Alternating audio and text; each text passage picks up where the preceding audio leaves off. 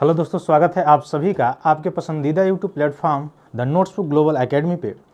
हम लोग बात करने वाले हैं पश्चिमी एशिया में जो अस्थिरता फैली हुई थी, जो 28 फरवरी से और ज़्यादा मात्रा में बढ़ती हुई चली आई और अंततः आपने देखा कि हॉर्मुज स्ट्रेट पर जो ईरान ने प्रतिबंध लगाए थे, उसके बाद से जो अमेरिका है वो भी बैकफुट पे आ गया था और ऑन द होल पे पूरे वर्ल्ड पे जो ऊर्जा संकट छाया हुआ था या ऊर्जा का जो है कहा जा सकता है कि अस्थिरता जो बढ़ते हुए दिखाई दे रही थी, उसमें से संदर्भित अगर आप देखेंगे तो मुद्रास्फीति भी बहुत सारे देशों में बढ़ते हुए नजर आई। जैसे यूएसए में आपने देखा कि लगभग वहाँ पे पेट्रोलियम पर मतलब बहुत ज़्यादा इफेक्ट पड़ा। वो तो ब्राज़ील एक अलग कंट्री है जिसने पहला तेल संकट जब हुआ था उसी समय अपने आप को उस तरह से साध लिया था कि उसके हिसाब से वो उस पर ज़्यादा थोड़ा सा इम्पैक्ट नहीं पड़ा हुआ है। लेकिन अल्टीमेटली आपको देखने में ये मिलेगा कि सारे देश जो हैं वर्ल्ड के, उस पर यह अस्थिरता का प्रभाव पड़ा हुआ दिखाई आपको दे देगा। चाहे यह मुख्य रूप से भारत ही क्यों ना हो, चाहे अलग कंट्री एशिया के कंट्री क्यों ना हो,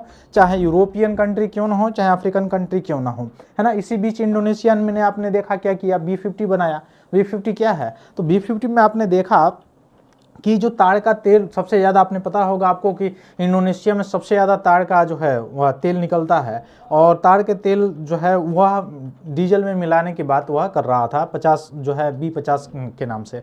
तो इसमें और विकल्प खोजना बिल्कुल मतलब सटीक था और ज़रूरी था।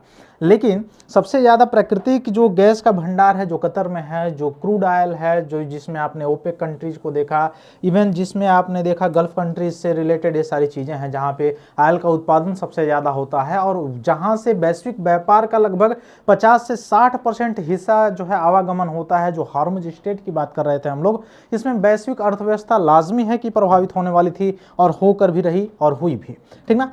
अब इसके बीच आपने देखा कि रिजोल्यूशन लाया गया था यूएनएससी में।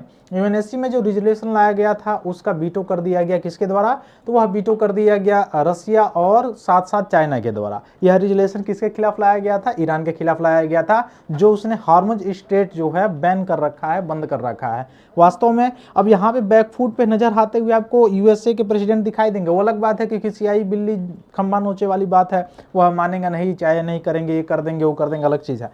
लेकिन अभी हाल फिलहाल में एक सबसे गुड न्यूज ये सुनने को आ रहा है कि यहाँ पे सीज फायर हो चुका है अभी पाकिस्तान के मध्यस्थता से और 10 सूत्री इसमें मांग, जैसे गाजा पर 20 सूत्री मांगे हुई थी, ठीक यहाँ पे 10 पॉइंट प्लान की बात की जा रही है। 10 पॉइंट प्लान है क्या, आने वाले समय में आपको अप्रैल में दिखाई देगा, चूंकि ये अप्रैल का ही महीना है, लगभग 10-12 तारीख तक आपको ये कंफर्म हो जाएगा। तो अभी तक 14 दिन के लिए सीज फायर की बात की गई है। अब कुछ लोगों को समझ में नहीं आएगा कि सीज फायर होता क्या है। सीज फायर का मतलब होता है युद्ध विराम। तो युद्ध विराम अभी किया गया है, इसका मतलब यह है कि हार्मुज स्ट्रेट की खोलने की भी बात की गई है। लेकिन यह जो 14 दिन का जो सीज फायर है यह अस्थायी रूप से है, अस्थायी रूप से नहीं है। तो अस्थायी रूप से सीज फायर किया गया है और इसमें मध्यस्थता जो है कर रहा है अपना पड़ोसी पाकिस्तान बेचारा। उसको भी नोबेल कमा लीजिए, कुछ समय जो है डोनाल्ड ट्रंप नोबेल कमाए, उसको भी कमा लेने दीजिए, अलग बात है। लेकिन ये एग्जैक्ट नहीं है कि यह 14 दिन का जो सीज फायर हुआ है उसके बाद से पूर्ण रूप से समझौता हो ही जाएगा और पूर्ण रूप से समझौता हो के हॉर्मुज स्ट्रेट हमेशा के लिए खुल जाएगा, ऐसा भी नहीं है। कारण क्या है, कारण आपको ये दिखाई देगा कि यहाँ पे 10 पॉइंट जो प्लान बनाए गए हैं इसमें ईरान के द्वारा से भी कुछ पॉइंट रखे जाएंगे और साथ ही साथ आपको ये भी दिखाई देगा कि यूएसए के द्वारा भी यहाँ पे कुछ पॉइंट रखे जाएंगे। अब ये दोनों देश जब कुछ पॉइंट रखेंगे उस पर कुछ सहमति बनेगी, कंसल्टेंट होगा और तब जाके मुख्य रूप से अगर सहमति बनी तब हमेशा के लिए यह अस्थायी रूप से आपको दिखाई देगा कि यह युद्ध विराम या सीज फायर होता हुआ दिखाई देगा। तो फिलहाल सीज फायर लेबनान से लेके ईरान और हॉर्मुज स्ट्रेट सभी पे लागू होगा अभी से, आज से 14 दिनों के लिए।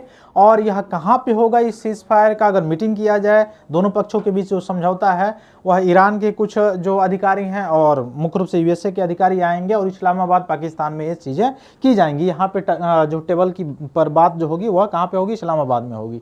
तो 10 पॉइंट प्लान है।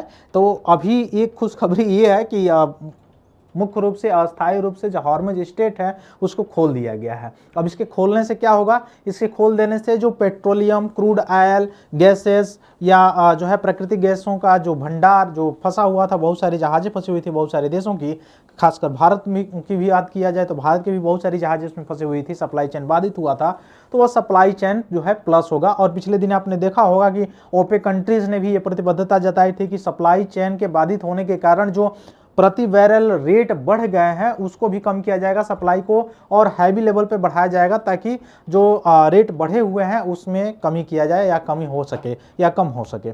तो उससे रिलेटेड आपको ये भी दिखाई देगा कि वहाँ से जब सप्लाई चेन बढ़ेगी तो सप्लाई चेन के बढ़ने के कारण जितनी भी फंसी हुई जहाज़ें हैं वहाँ पे हॉर्मुज स्ट्रेट में वो भी वहाँ से रिकवर होंगी। तो वह रिकवर होकर जब भारत पहुँचेंगी तो यहाँ पे जो कुछ समय के लिए आपने दिखाई दिया होगा कि सोशल मीडिया पे या अलग अलग पॉइंट पे आपको दिखाई देगा कि एलपीजी से रिलेटेड या जो क्रूड ऑयल है उससे रिलेटेड, या कुछ समय पहले आपने देखा होगा कि ईंधन से रिलेटेड बात चल रही थी कि ईंधन पूर्ण रूप से समाप्त हो गया है और भारत के पास जो है पेमेंट करने के लिए भी पैसा नहीं है, सोशल मीडिया पर अफवाह फैलाए जा रहे थे।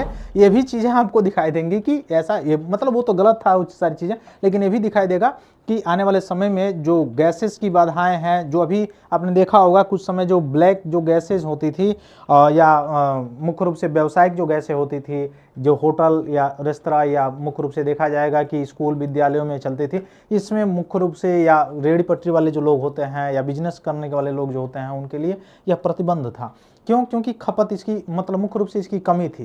क्यों? क्योंकि सप्लाई चेन बाधित था। तो यहाँ पे जब बढ़ोतरी होगी तो इसमें भी राहत देखने को मिलेगा। हालांकि इसके विकल्प के रूप में मैंने बताया था बायोगैस। बायोगैस अभी कुछ समय पहले एग्जाम्पल के रूप में आपने देखा होगा, उत्तर प्रदेश का एक जिला है चंदौली, वहाँ पे दिखाई दिया है कि वहाँ पे जो कृषि अपशिष्ट है या घरों के जो अपशिष्ट हैं उन अपशिष्ट से बायोमास बनाया जा रहा है, बायोगैस बनाया जा रहा है। और बायोगैस के माध्यम से पूरे गांव में, एक गांव है, गांव का नाम मैं भूल रहा हूँ, उस गांव में पूरे गांव में जो है यह एलपीजी इस तरह से मतलब प्रोवाइड किया जा रहा है और टाइम टू टाइम उसमें प्रोवाइड होता है और मंथली उसका बिल भी आता है, पेमेंट आता है और आसानी से इस मतलब ऊर्जा के संकट काल में वह गांव पर कोई असर नहीं पड़ा था इसी के कारण। और उससे अपशिष्ट जो निकलता है उसमें कृषि के लिए भी उपयोगी हो जाता है। तो देखिए दुगुना फायदा है जहाँ पे कंपनी इन्वेस्ट की है।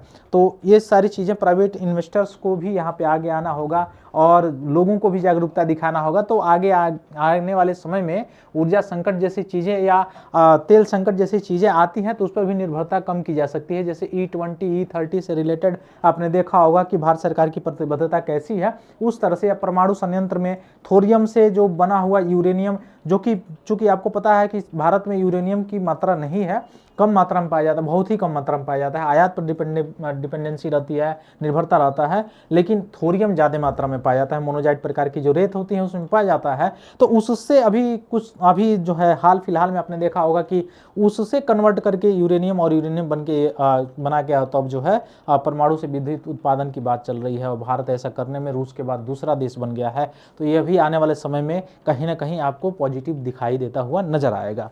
तो यह खासकर यही बात थी कि सीज फायर फिलहाल हो गया है, लेकिन सीज फायर कितने दिनों के लिए हुआ है? तो मात्र 14 दिनों के लिए, वो भी अस्थायी रूप से हुआ है ना, अस्थायी रूप से नहीं किया गया है, अस्थायी रूप से सीज फायर किए गए हैं।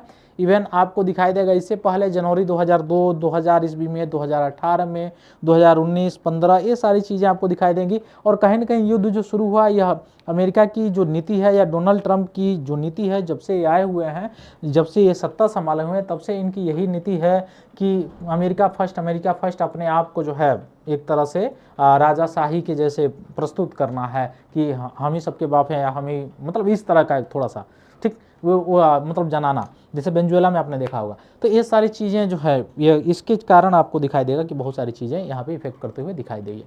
तो फिर मिलते हैं हम लोग अपनी अगली क्लास में, तब तक के लिए बहुत बहुत धन्यवाद। जय हिंद।